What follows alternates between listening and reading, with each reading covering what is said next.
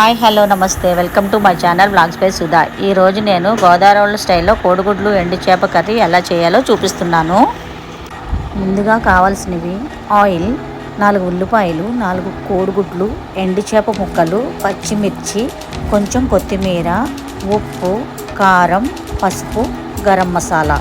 Stove వెలిగించి బాండీలో oil పోసి కోడిగుడ్లను ముందు వేయించుకోవాలి. తరువాత కడిగి పెట్టుకున్న ఎండు చేప ముక్కలను వేయించాలి. వాటిని తీసి పక్కన పెట్టేసి కరివేపాకు, పచ్చిమిర్చి, ఉల్లిపాయ, ఉప్పు, పసుపు వేసి బాగా వేగాక మనం పక్కన పెట్టుకున్న కోడిగుడ్లు, ఎండుచేప ముక్కలు, కొంచెం కారం వేసి బాగా మగ్గనివ్వాలి. కాసేపు మగ్గాక ఒక గ్లాస్ వాటర్ పోసి కొంచెం దగ్గరికి అయ్యాక గరం మసాలా వేసి మగ్గనిద్దాము. వాటర్ లేకుండా కర్రీ కన్సిస్టెన్సీలోకి వచ్చేసరికి స్టవ్ ఆఫ్ చేసేసుకుందాము. ఒక బౌల్లో సర్వ్ చేసుకుని రైస్లో ఈ కర్రీ వేసుకుంటే చాలా బాగుంటుందండి. ఒకసారి మీరు కూడా ట్రై చేసి ఎలా ఉందో చెప్పండి కామెంట్ సెక్షన్లో.